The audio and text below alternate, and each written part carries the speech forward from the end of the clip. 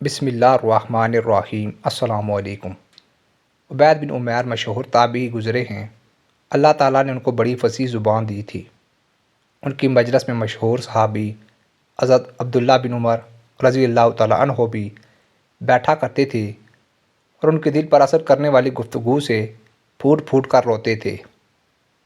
مکہ مکرمہ میں ایک جوان عورت تھی، شادی شدہ تھی۔ اللہ تعالیٰ نے اسے غیر معمولی حسن سے نوازا تھا۔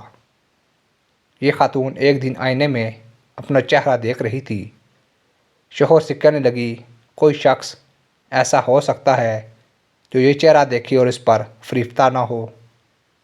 شوہر نے کہا، ہاں ایک شخص ہے۔ کہنے لگی، کون؟ کہا، عبید بن عمیر۔ اسے شرارت سوجی۔ کہنے لگی، آپ مجھے اجازت دیں، میں ابھی انہیں اسیر محبت بنائے دیتی ہوں۔ شوہر نے کہا، اجازت ہے۔ وہ عبید بن عمیر کے پاس آئی اور کہا، مجھے آپ سے تنہائی میں ایک ضروری مسئلہ پوچھنا ہے۔ چنانچہ عبید بن عمیر مسجد حرام کے ایک گوشے میں اس کے ساتھ الگ کھڑے ہو گئی تو اس نے اپنے چہرے سے حجاب سرکایا اور اس کا چاند سا چہرہ قیامت ڈھانے لگا۔ عبید بن عمیر نے اسے بے پردہ دے کر فرمایا، اللہ کی بندی، اللہ سے ڈر۔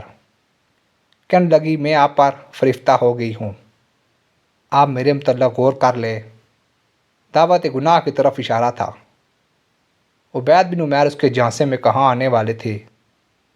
عبید بن عمیر نے اس سے کہا کہ میں تجھ سے چند سوالات پوچھتا ہوں، اگر تو نے صحیح اور درست جوابات دیے تو میں تیری دعوت پر غور کر سکتا ہوں۔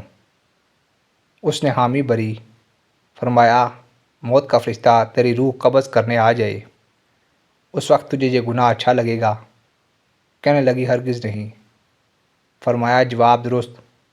فرمایا، لوگوں کو ان کے اعمال نامے دیے جا رہے ہوں اور تجھے اپنے اعمال نامے کے متعلق معلوم نہ ہو کہ دائیں ہاتھ میں ملے گا کہ بائیں ہاتھ میں، اس وقت تجھے یہ گناہ اچھا لگے گا؟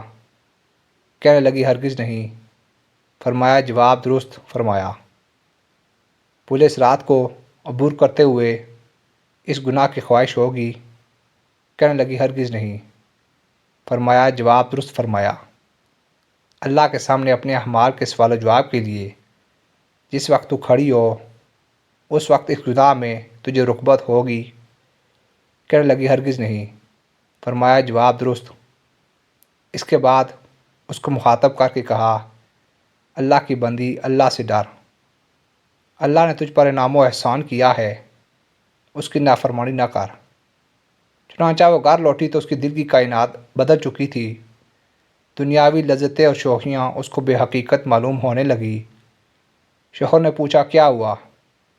کہنے لگی، مرد اگر عبادت کر سکتے ہیں تو ہم عورتیں کیوں نہیں کر سکتی؟ ہم کیوں پیچھے رہیں؟ اور اس کے بعد نماز، روزہ اور عبادت میں مشغول ہو کر ایک عابدہ اور پرہیزگار خاتون بن گئی۔ اس کا ذات خیال شوہر اس کی حالت دیکھ کر کہا کرتا تھا، مجھے عبید بن عمیر کے پاس شرارت کے لیے بیوی بھیجنے کا کس نے مشورہ دیا تھا؟